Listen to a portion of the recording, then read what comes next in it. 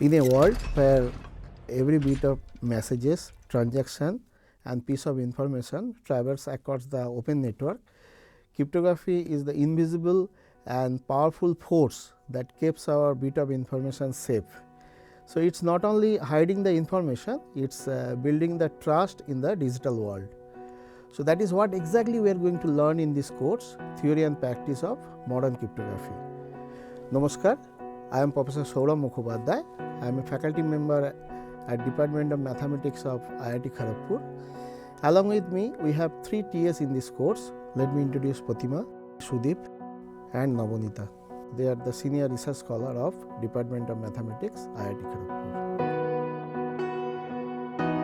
This is 12-week course. We have 60 lectures total. Each week we have 5 recorded lectures, and after every week we will have a assignment. Assignment will be all online based. So, we have divided this course into 5 modules. Module 1. So, the first module is Introduction to Cryptography, where we will discuss all the classical crypto systems like scissor cipher, SIP cipher, Playfair cipher, visionary cipher. So, there we will see that frequency analysis of the monoalphabetic cipher. So, to prevent the frequency analysis, we have to go for the polyalphabetic cipher. So, those are Playfair cipher, visionary cipher we will discuss. Cryptography is invented long back, it's have a good history. So, even in during the Second World War, they have designed the rotor machine, Enigma. So, those are basically the classical crypto system. So, that is the first module of the course, Introduction to Cryptography, where we will cover most of the classical crypto system, including their drawbacks, like they are not secure at all for the current computation era. Module 2. In the second module, we will learn the symmetric key cryptography, which is one of the most widely used cryptographic techniques for secure communication. We will begin with block ciphers, including SPN and Fistel networks.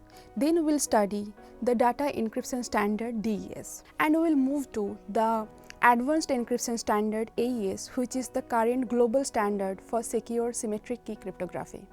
AES is widely used in various areas, including online banking, secure communication, secure cloud computing, etc. Then we will learn about the different modes of operations, including ECB, CBC, etc., which enable the block cipher to encrypt long messages with small keys. Also, we will explore the area of stream ciphers, which encrypt the messages bit by bit. Then we will learn the linear feedback shift register, LFSR, which has its importance in stream ciphers. Also, we will explore the notion of perfect secrecy given by Shannon, and we will discuss about the one-time pad, and we will see that one-time pad achieves the perfect secrecy. Finally, we will introduce the importance of randomness in cryptography, and we will learn how randomness matters in various areas in cryptography. We will also learn several techniques of randomness generation as well as randomness measurements in this course. Module 3. Despite of advantages in symmetric key cryptography, there are some drawbacks. Suppose n users want to communicate among them in insecure channel. If they use symmetric key cryptography, then each of them has to store n C2 keys. So, as the number of users grows, the management of the key is a big deal. Another problem is how two parties share the secret keys among them. So, here comes public key cryptography. In the third module, we will learn the public key cryptography. The first breakthrough was given by Diffie and Hellman, which is Diffie-Hellman key exchange in 1976. In this module, we will start from mathematical backgrounds, from number theory like Euclid's algorithm, extended Euclid's algorithm, Fermat's theorem, Euler's theorem, and primality testing. Then we will jump into some crypto system like RSA crypto system, Elgamal crypto system, and Roman crypto system. In this module, we will learn the elliptic curve cryptography for resource constrained device like smartphones. We will also cover the digital signature, message authentication, and cryptographic hash function for data integrity and authenticity. Module 4. So, fourth module of this course is cryptanalysis. So, we know the cryptology has can be broadly classified into two parts, cryptography and cryptanalysis. So, cryptography where all the designs of the cipher, all the comes under the umbrella cryptography. So, where we'll design the primitives, all these things. So, and the cryptanalysis is the other side of the coin, where we'll break the crypto system.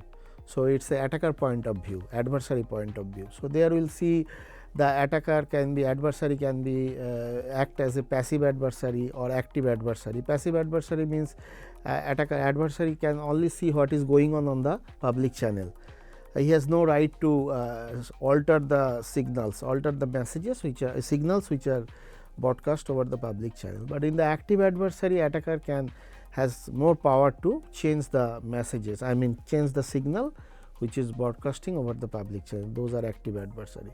We will also discuss in this module the attack models, like there are four types of attack models: ciphertext only attack, non-plain text attack, chosen plain text attack, chosen ciphertext attack, and also we will discuss the generic attack on the crypto system, on the cipher.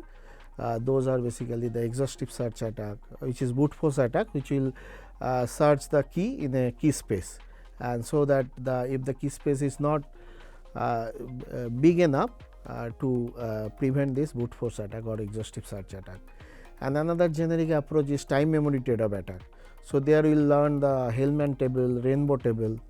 Also we will discuss the non-generic attack, where we will look at the design part of the cipher, and there we will talk about linear cryptanalysis, differential cryptanalysis on the DES, SPN. So, those are generic attack, where we are really going inside the details of the algorithm, and we will try to find some drawback in the algorithm, like is there any linear relationship between the plain text and the ciphertext, or is there any differential trail exist from the plain text to the up to certain round of the output. So, those are differential attack, linear attack, and also we have some different variant of the differential attack, like impossible differential attack. So, these are probabilistic attack.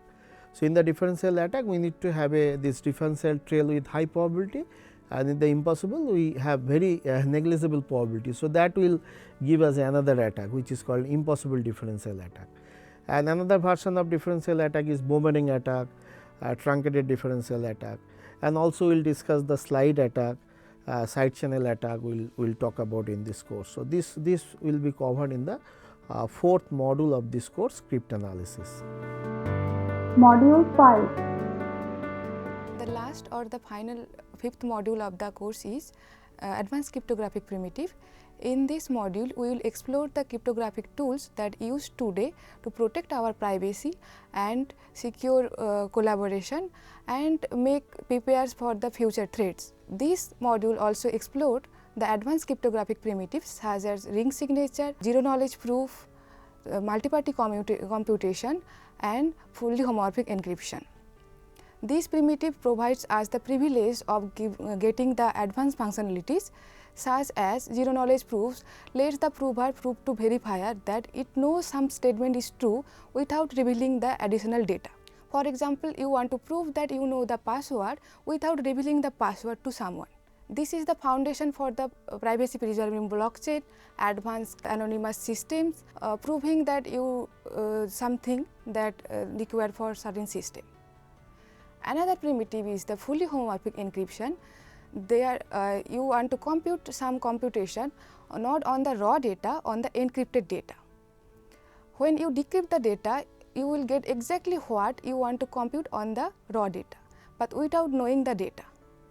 This provides the application like secure cloud computing and also the system where you want to process the data without seeing the raw data.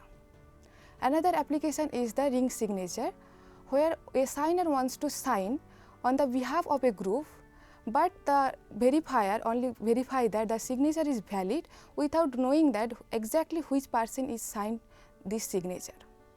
Not only this primitive, there is more primitive we will explore in this course. Also, we will get a touch of the post-quantum cryptography. We all know that quantum computer becomes a threat for the existing classical cryptography such as the elliptic curve cryptography and RSA crypto system, which may threat the existing long-term security. So, we will get a touch of the post-quantum cryptography, the main ideas, the hard problem they are rely on, and the why we are going to the post-quantum era for the long-term security purpose. I welcome you all to enroll in the course Theory and Practice of Modern Cryptography to learn the state of the art of cryptography. Thank you very much. Namaskar.